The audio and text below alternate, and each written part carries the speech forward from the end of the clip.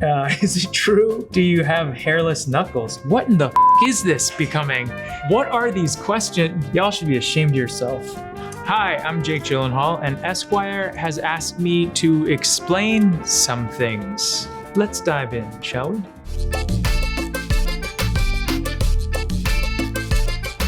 Nightcrawler, Jake Gyllenhaal,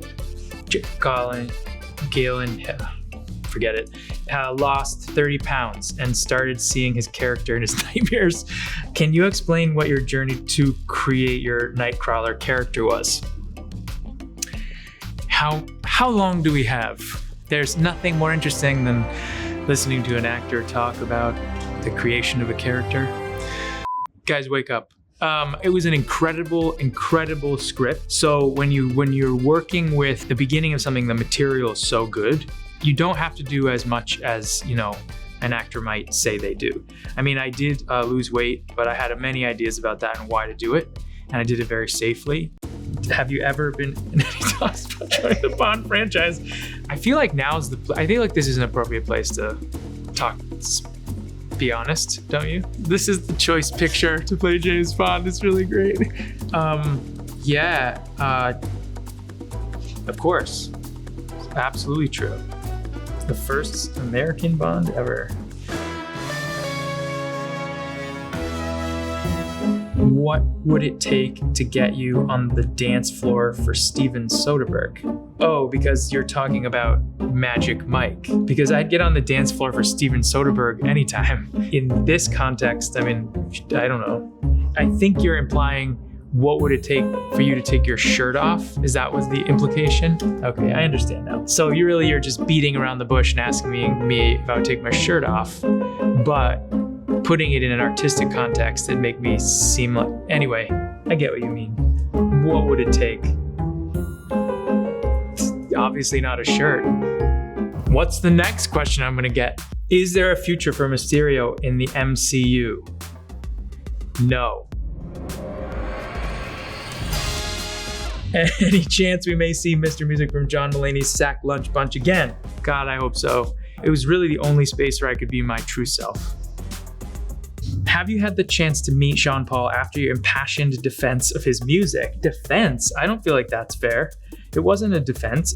It's true that when Sean Paul is featured on a song, he brings it back alive. Like, there's one lifetime of a great pop song, then there's the Sean Paul lifetime. And yes, I haven't met him in person, but he did send me an email and thanked me for my support. Okay, well, number one, what I will tell you is that Paul Newman was not my godfather. That's to set the record straight, though I would probably have done anything to make that happen if I had any choice in the matter. I will tell you that Jamie Lee Curtis is, and I'm not gonna get emotional about this except to say that I think that when you have someone who is just an incredible human being and who knows how to love, and they happen to be your godparent, and they are so generous, and they teach you about generosity and practice that in their life, there's nothing better, and I hope that I can be that for someone. That's all I can say. Get your helos out of here now! Favorite Michael Bay films of all time? I would say Jaws. Oh no, sorry, that's not Michael Bay. Who is it? Michael Bay. The name rings a bell. The Rock. The Rock. And Armageddon, really only truly because of the moment of like tracing that seems awkward. Really The Rock, and just generally not just Michael Bay, but anything Ed Harris is in. Can you speak at all about the rumored Roadhouse remake? I will say that I had the honor of working with Patrick Swayze when I made this movie called Donnie Darko, and he was just an incredible human being. I loved working with him, and he was so kind to me throughout shooting and then afterwards, and just think he lived his life even when he was sick with such dignity and was just such a big, huge heart. So anyway, yeah, Doug Liman and I have been friends for a long time, and we've thought about doing things together for many years. And this was just something where when we started talking about it, there were all these incredible ideas that came up, and I can't wait to jump into it with him. Maggie Gyllenhaal becomes director to watch with The Lost Daughter. Tell us about your sister's directorial debut. Do you have plans to direct? I'll get the less important question out of the way, which is, I do have plans to direct. The more important question is, tell us about your sister's directorial debut. What do I say? I'll let her speak for herself, but the movie is incredible and many people know how brilliant she is, but they really have no idea, even with this film, what she has in her mind and in her heart. Biggest memory of working with Stephen Sondheim.